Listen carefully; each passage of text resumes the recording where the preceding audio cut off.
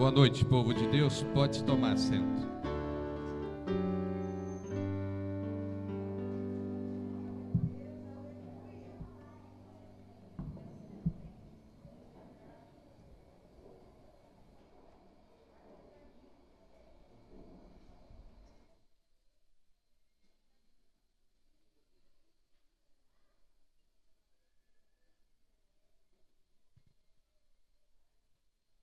Boa noite, paz esteja conosco. Tá tudo bem com vocês? Se tudo estiver bem, tem algo errado. Tudo vai bem, mas nem tudo está bem. Tudo vai porque estamos em Cristo, tudo vai bem, porque a gente olha para a cruz, a gente olha para Jesus e a gente sabe que a palavra nos garante vitória. Então tudo vai bem. Tudo caminha bem, mas nem tudo está bem. Isso é uma realidade, não dá para a gente fugir, não tem como fugir e nem precisa fugir.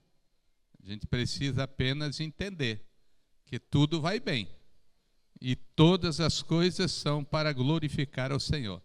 Cada coisa que vem para a nossa vida não são para destruir, são para nos evoluir, nos deixar mais maduro, mais consciente, ciente de quem é Deus na nossa vida.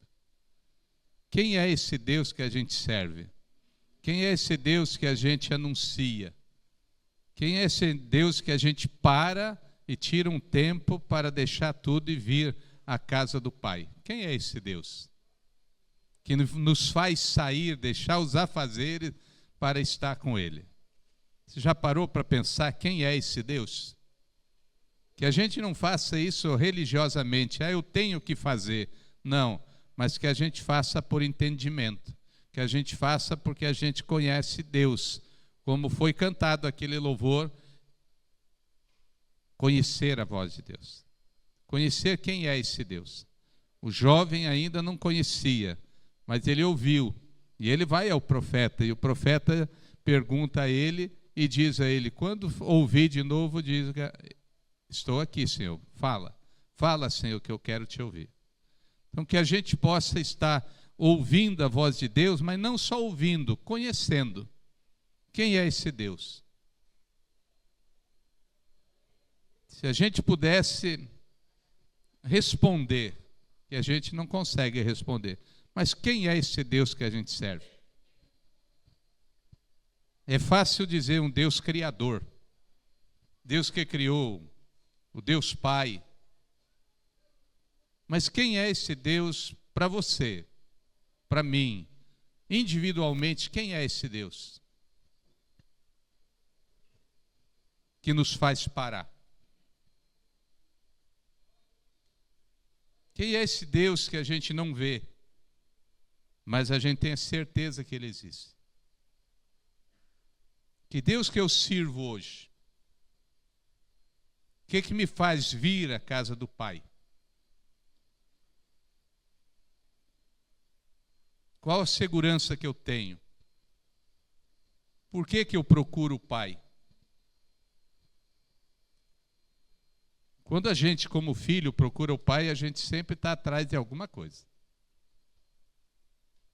Dificilmente um filho vai na casa do Pai só por ir.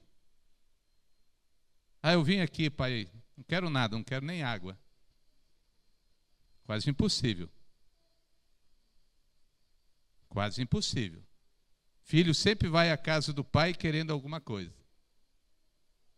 Aí que bom se ele fosse só para dar um abraço e dizer, pai, eu te amo. Mas sempre vai em busca de alguma coisa. E nós viemos à casa do pai. A gente vem pelo menos para sair um pouco mais leve.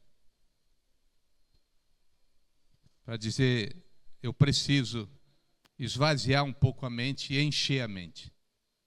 Encher de coisas boas. Mas qual a segurança que esse Pai me dá? E o que eu tenho que fazer e entender para estar seguro com esse Pai? Quem ouviu a bateria hoje? É a bateria. Quem ouviu? Ouviu a guitarra, ouviu o baixo, o violão, o teclado, mas quem ouviu a bateria? Todos que estavam aqui ouviram, não é possível. Quem viu o baterista? Não adianta você dizer, aquele ali é o baterista. Não. Quem viu o baterista? Ele é um baterista. Fez diferença você ver ou não? O que a gente espera da bateria? Um baterista olhos verdes, loiro, barba branca, bonito, charmoso. Ou a gente espera ouvir uma bateria bem tocada? O que a gente espera da bateria? Que ela não irrite nossos ouvidos, mas que ela faça um som gostoso. Ela preenche. Ela, se não me engano, aí está os músicos tudinho, é ela que dá o ritmo. Ela que puxa. Se o bateria puxar lá e der as pancadas dele, o guitarrista, o violonista, tudo, ou corre atrás ou diz, ei, meu irmão, está tudo fora. Mas o que é interessante na bateria? Ser bem tocada. Não importa muito o baterista. É verdade? Os dois é um conjunto. Mas a gente está atrás do som. Se a gente não vê e a gente ouve, a gente nem percebe. Porque foi tão bom que a gente não percebe. Agora, quando a gente está vendo e o baterista toca mal, a gente diz, meu Deus, tira esse cara daí. Mas não estava eu pensando no baterista para falar isso, não. Só falei porque hoje nós temos na mesma praça, no mesmo banco. Quem lembra? Isso aqui lembra o quê? Uma praça dessa? Para os cinquentões, os sessentões, o que lembra? Tempo do quê?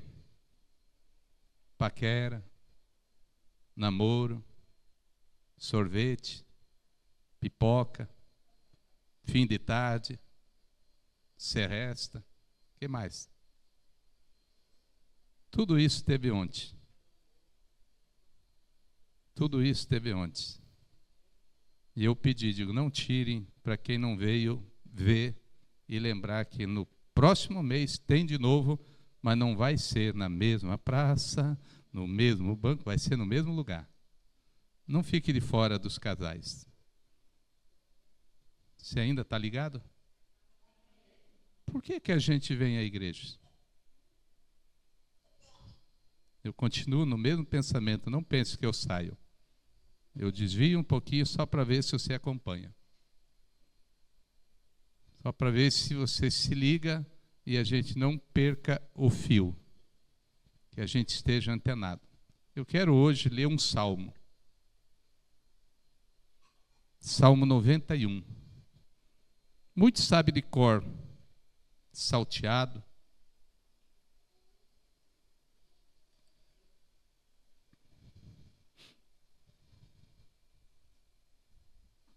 A hora que você encontrar, diga amém. Tem casas que tem a Bíblia aberta nesse salmo. Fica essas páginas, essas duas páginas amareladas e o resto da Bíblia tudo branquinha, novinha. Tem gente que pensa que esse salmo aberto ele dá segurança. Tem pessoas que acham que a Bíblia aberta no Salmo 91 dá segurança. O que você acha? Dá segurança ou não? Mas o Salmo 91 dá segurança? A Bíblia aberta no Salmo 91 não dá segurança. Mas o Salmo 91 dá segurança? Dá. Para quem? Para aquele ali, ó. Aquele que habita no abrigo do Altíssimo e descansará à sombra do Todo-Poderoso. Ele dá segurança, sim, para aquele que habita, aquele que mora, aquele que está debaixo da sua segurança, debaixo da sua mão poderosa, aquele que habita no seu abrigo, no seu esconderijo, aquele que está ali, aquele está seguro. Não importa como está o mundo, como está a nossa cidade, como está o país, como está o preço do diesel, da gasolina, do álcool, como está o preço do frango, não importa. Importa se nós estamos debaixo da segurança do Senhor. Fui comprar um frango sexta-feira, eu me assustei. Eu saí assustado mesmo. Quando eu vi o preço, eu, meu Deus do céu. Eu tenho ultimamente comido futuros frangos, então daí eu já não sei o preço do frango. Eu como mais futuros frangos do que frango.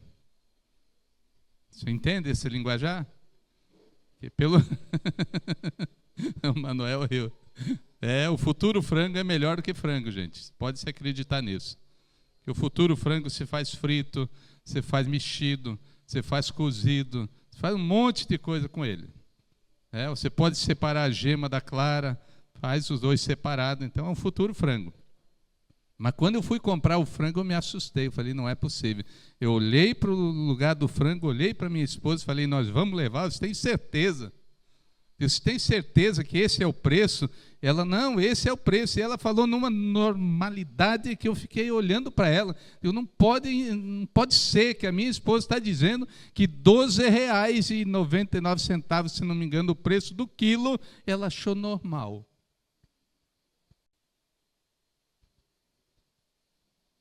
É anormal. Sabe quantos dias demora um pintinho para virar frango e para estar congelado no freezer do mercado? Você tem noção de quantos dias leva?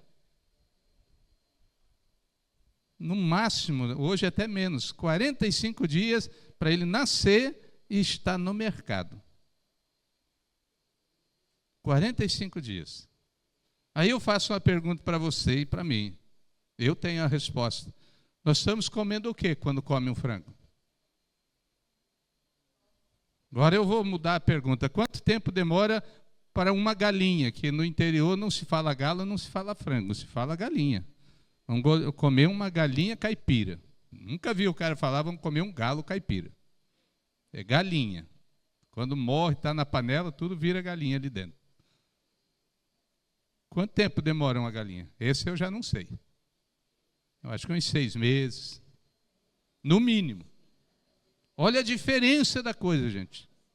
Quando a gente está comendo uma galinha caipira, a gente está comendo uma galinha. E quando está comendo um frango? Você parou para pensar? Quanto tempo você demora, vocês mulheres, dona de casa, que faz comida, quanto tempo você demora para fazer um frango guisado?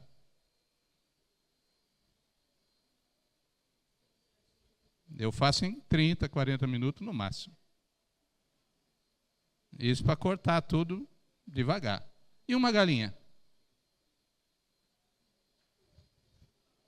Fora da panela de pressão, eu acho que demora quase uma manhã inteira. Olha a diferença. Pastor, onde o senhor quer chegar? Quero chegar onde o mundo está chegando.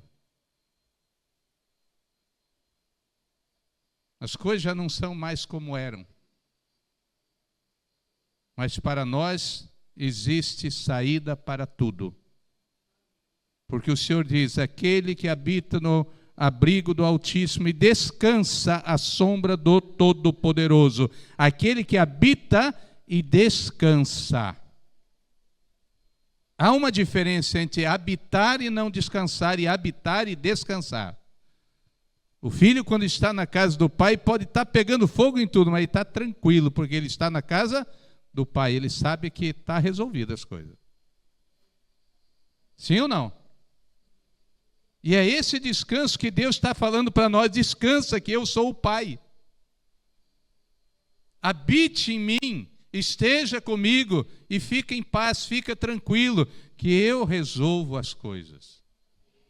Nós temos nos preocupado muito e perdido sono, e perdido saúde, um monte de coisa, porque nós não estamos reconhecendo o nosso Pai, nosso Deus Altíssimo, como um Pai provedor. Por isso que eu comecei fazendo várias perguntas. Quem é o Deus? Por que eu sirvo Deus? Por que eu tiro um tempo para Deus? Nós temos que ter um tempo de intimidade, de solitude. Não é solidão, solitude é um tempo reservado com Ele, para Ele, simplesmente e somente. Deixar tudo e ter um tempo para conhecer a sua voz, para entender o que Ele está dizendo em cada situação desse mundo. E aí habitar de verdade, habitar e descansar, dizer, se Deus não pode resolver o meu caso, nem eu posso. Por que perder o sono, perder a paz, perder o casamento, perder a saúde?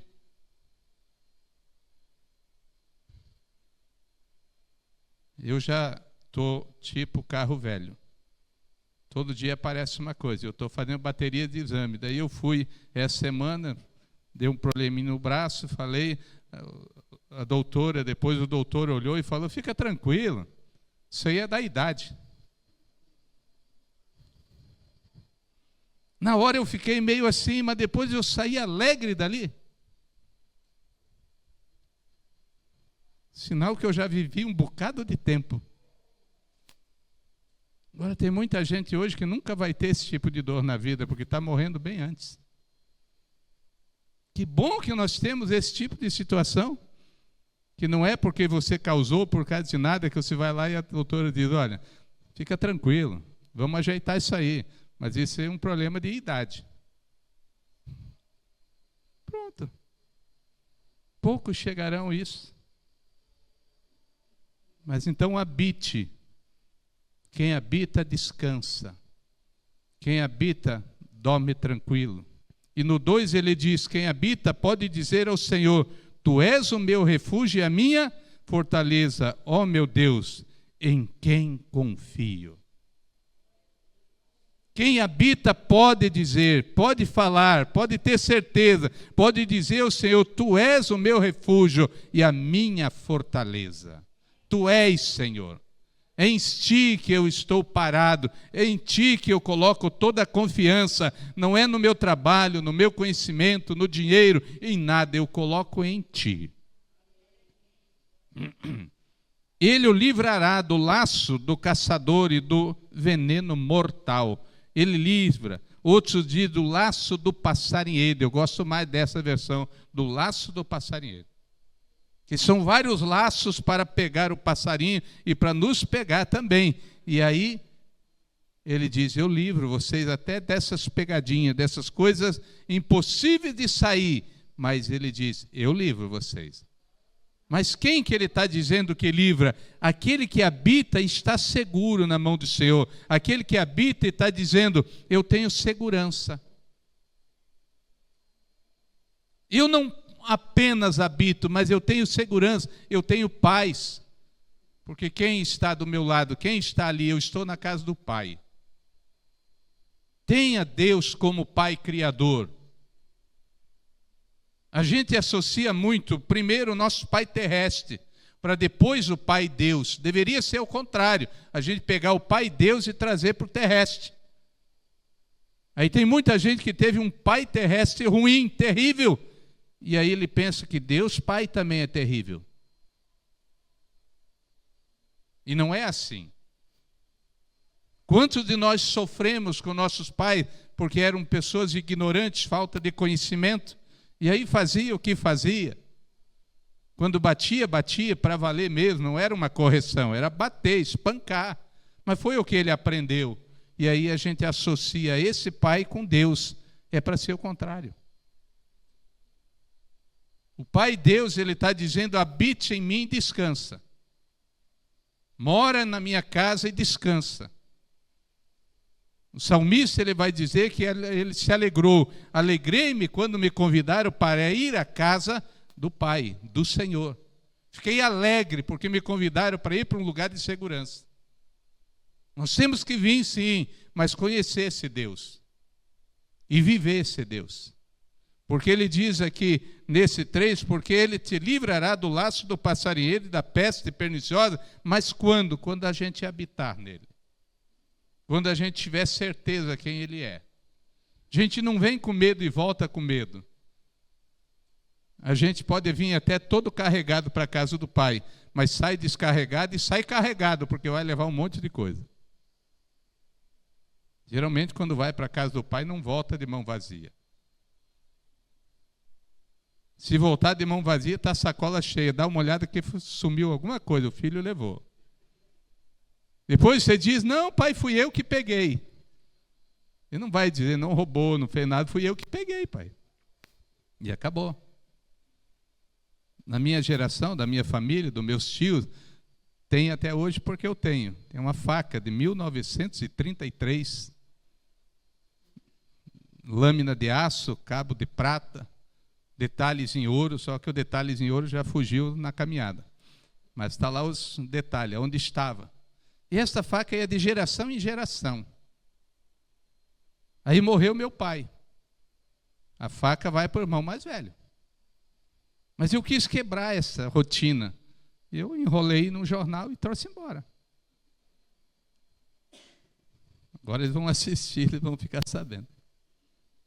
Passou alguns anos, a mãe disse, procurou e perguntou para todos os filhos, olha, está na hora de eu passar a faca para o irmão mais velho. Né? E essa frase tem que ser bem colocada. Passar a faca para o irmão mais velho. E procurou e não achou. E foi perguntando e disse, mãe, está comigo. Mas meu filho, você não pode, você é o terceiro filho. É para o mais velho, eu digo, mãe, vamos parar com isso, esse aqui quebrou. Eu tenho a faca até hoje, e corta que é uma maravilha. Mas não chega uma hora que tem que quebrar. São coisas terrenas, são coisas que não dá mais. Agora, a bênção de Deus vai até a 1000ª geração. Você veio para Cristo, quebrou todo o mal. A partir de você, começa uma nova geração. E a 4ª geração da maldição não existe mais. Porque agora a tua geração vai até a 1000ª de abençoadores. Estamos juntos? Para quem está na casa do Pai. 4, ele vai dizer, ele o cobrirá com as suas penas e sob as suas asas você encontrará refúgio. A fidelidade dele será o seu escudo protetor. Ele o cobrirá com as suas penas. Você já viu quando tem uma tempestade, alguma coisa, tem uma galinha, está com todos os seus pintinhos, nós chamamos de galinha choca, não sei se aqui chama assim, e ela vê que vem a tempestade, ela já faz um gargarejo diferente, todos os pintinhos vêm e ela cobre com o quê? Com as suas penas, suas asas. Ali há uma segurança.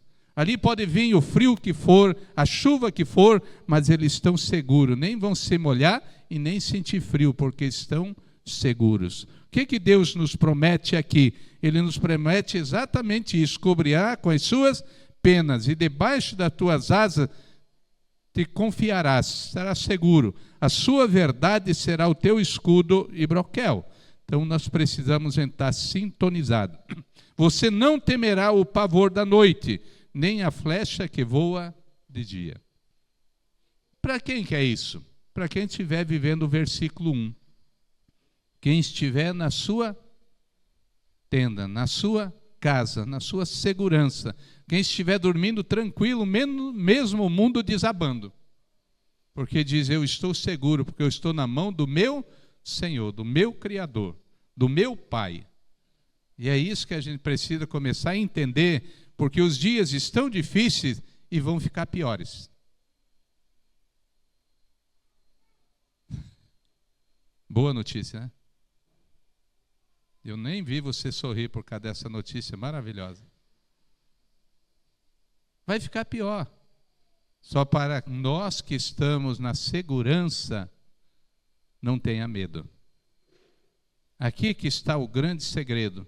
Deus diz que nós estamos no mundo, mas não somos do mundo. Então Ele nos guarda do mundo. Nós somos guardados. O mundo pode estar sendo derrubado tudinho, mas se a gente estiver com Ele, Ele é o nosso provedor, Ele é o nosso Jeová Jiré, Ele é o nosso Jeová Rafá, Ele é o Deus que sara, Ele é o Deus que cura, Ele é o Deus que prospera, Ele é Deus que abre porta, Ele é Deus que fecha a porta, e é Ele que nós temos que estar seguro, porque nós temos que estar debaixo das suas asas. É essa a grande diferença nossa. E é isso que nos faz sair de casa para dizer, eu vou para receber de Deus uma mensagem que me fortaleça. E a mensagem para mim e para você nessa noite, basicamente é essa: aquele que habita no abrigo, no esconderijo do Senhor, ele descansa. Talvez você não esteja conseguindo nem dormir, está tomando aqueles remedinhos, aquelas pílulazinhas para dormir. Você tem que parar com isso, tem que dizer: Senhor, eu quero entregar a minha vida, eu quero entregar o meu sono, eu quero entregar o meu corpo, quero entregar as preocupações. Eu não quero tomar um remedinho para precisar dormir e desligar. Porque ali você desliga, não dorme. Mas o Senhor diz que Ele nos cuida. Vamos no 6. Nem a peste que se move sorrateira. O que é sorrateira? Bem escondidinho, quase não dá para ver. Nem essa peste que anda na escuridão, nem da mortandade que assola ao meio-dia, nada disso vai fazer a gente parar. Nada disso. Ele vai fazer a nossa confiança crescer. E aí ele diz: 1000 poderão cair ao teu lado. Se está ali, pode desabar tudo desse lado. 10.000 à tua direita, mas tu não serás atingido. Isso é segurança. Isso é segurança. Pode estar tudo caindo, todo mundo pode ser mandado embora, mas você tenha certeza que você vai ficar firme, porque você está debaixo das mãos do Altíssimo. Ele diz: durma em paz, mesmo 1000 caindo do teu lado, 10.000 à tua direita, fica em paz, fica tranquilo, porque você serve um Deus que tudo pode. Você crê nisso? Se você crê, creia, porque é bíblico. Dê glória junto com esse aplauso. E no 8 ele vai dizer: você simplesmente, eu gosto demais dessa tradução do simplesmente. Simplesmente é a coisa que ele diz: olha, fica tranquilo, aonde está ali, somente com os teus olhos contemplarás. Aqui ele vai dizer: ó, você simplesmente olhará, verá o castigo dos ímpios. Você simplesmente vai olhar e não vai se apavorar, porque você sabe que quem você serve te guarda. Então você simplesmente vai estar ali, vai estar olhando, tudo acontecendo, e você dizendo: eu estou seguro, eu estou tranquilo, tudo está desmoronando, mas a minha casa, o meu casamento, o meu emprego, a minha família, a minha saúde, essa está segura, porque eu estou debaixo da mão do Altíssimo. Acho tremendo quando fala: você simplesmente dá uma sensação que está todo mundo ali e você está ali olhando, parece que nem está vendo. E as pessoas vão dizer: ei, você não sente não? Você não vê o que está acontecendo? Talvez você diga: meu Pai está cuidando de mim. E é essa sensação que a gente tem, e aí não só sensação, é isso que a gente tem que viver. Viver na segurança e dizer simplesmente: Deus cuida de mim. É Ele que cuida de mim. Porque eu não sei você, mas eu já era para estar morto há muito tempo. Eu só estou vivo porque Deus cuida de mim. Simples assim. Ah, o que isso faz para viver assim? Deus cuida de mim.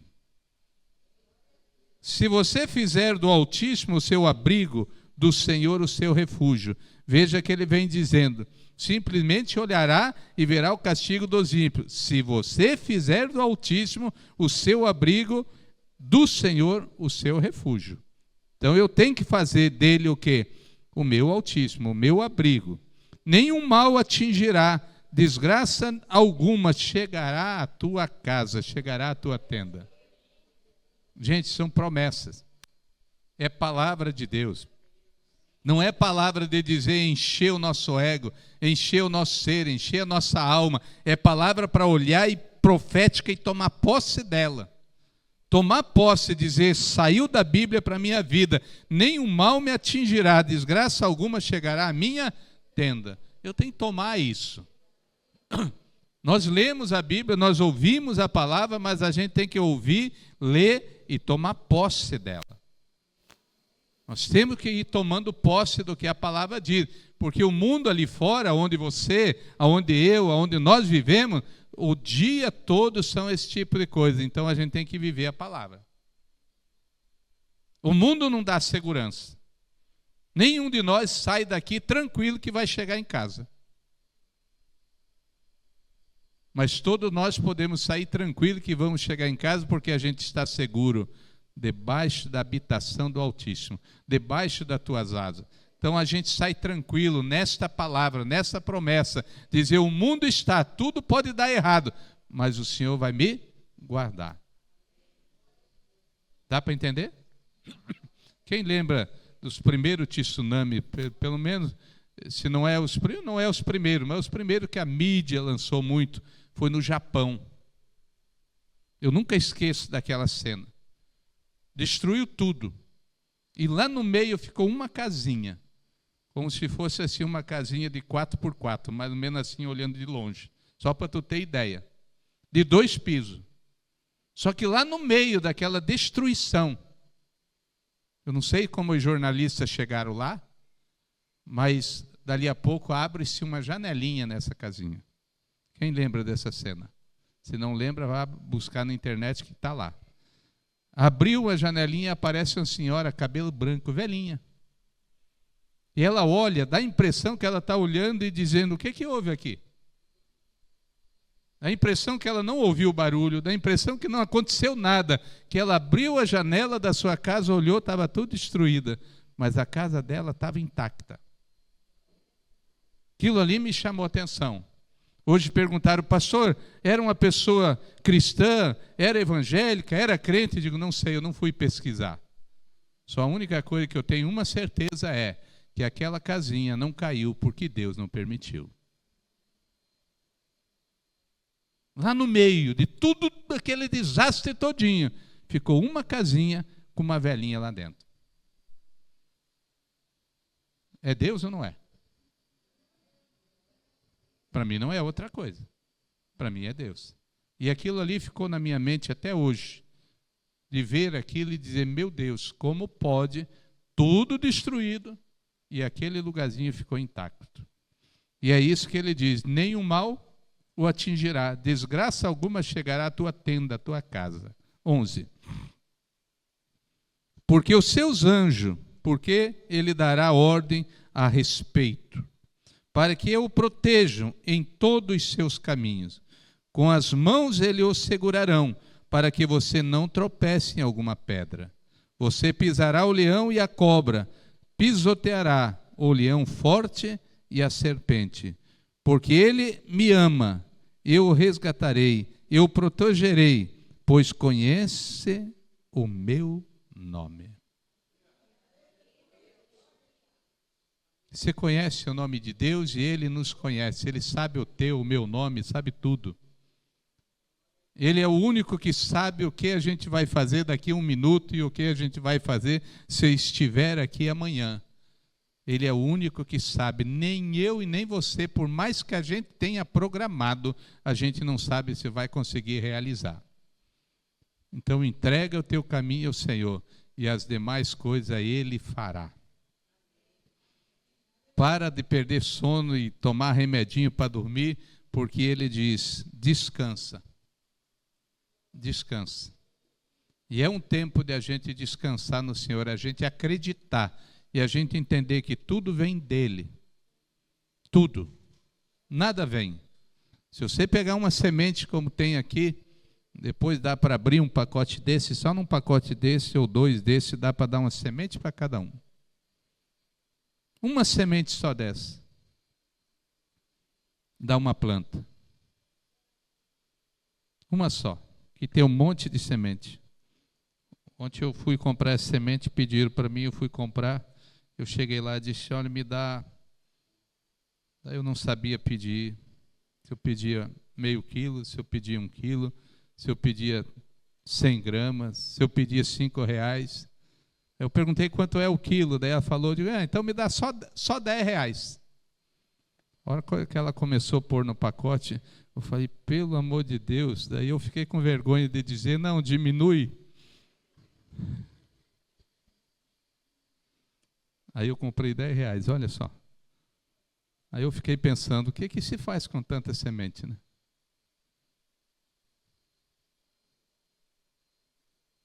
torra, come. Torra, come. E depois? Acabou. Agora, quando você pega uma semente, você planta, você cuida, você rega e você colhe. Nunca acaba. Diga comigo, semente não é feita para comer. É para plantar. E agora? Tudo não é semente? Hã? Dá a impressão que sim. Mas sementes são separadas. São colocadas de lado. Semente é tirada diferente de uma colheita. Você colhe tudo junto, semente você separa. Tem regiões do país que só separa, regiões que se planta só para tirar semente. O resto é alimentação. Mas eu não vou falar sobre isso hoje. Eu vou encerrar aqui. Quem entendeu a mensagem? Quem quer viver esse salmo? Quem quer sair daqui hoje e dormir tranquilo, sabendo que amanhã o dia pertence ao Senhor? Não levante tua mão, não. Quem chegou aqui com sono por não ter dormido bem nos últimos dias? Não é não ter dormido bem a noite passada. A noite passada lá onde a gente mora, na praça de novo, parece que voltou todo o forró e voltou tudo. Aí, na madrugada, quando eu acordei com aquele barulho, eu falei, Senhor, por favor, manda meus irmãos ali. Manda meus irmãos ali. Dali a pouco parou o carro da polícia. Foram lá, acabaram com todo o forró, fecharam o lugar e eu voltei a dormir. Eu não pedi para Deus acabar e não pedi nada. Eu creio que lá na polícia também tem uns irmãos em Cristo. Eu só pedi para Deus, manda meus irmãos lá. Pronto. Acabou. Pastor, é simples assim? É simples de ver a palavra. Mas não é fácil você entender. Você largar na mão de Deus e dizer, Senhor, tudo está nas tuas mãos. Não é fácil. Porque a gente sempre acha que vai resolver alguma coisa. Então ele diz, para quem quer viver, aquele que habita no abrigo do Altíssimo e descansa à sombra do Onipotente, ele diz isso aqui, vida longa eu lhe darei. Você entendeu? Aquele que quer viver na habitação do Altíssimo e descansar à sua sombra, ele diz, vida longa eu te darei. No 16. Eu saciarei com a vida longa e lhe mostrarei a minha salvação. Adianta a vida longa se não tem salvação, só perturbação? Diz que a vida depois dos 70 é só enfado e cansaço. A Bíblia diz isso, não tenho culpa. Mas eu quero chegar lá para ver se é verdade.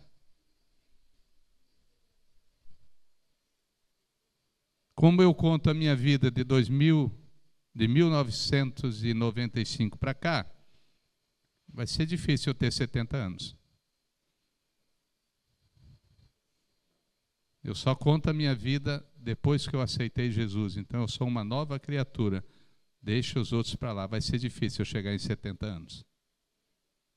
Porque eu não quero chegar só em cansaço e tristeza. Porque o que ele diz? Aquele que habita no esconderijo do Senhor e descansa, ele dá vida longa. E eu quero vida longa. Porque eu quero descansar no Senhor. Eu quero estar ali, seguro, descansando no Senhor. Amém? Eu quero orar por você, por mim, por nós.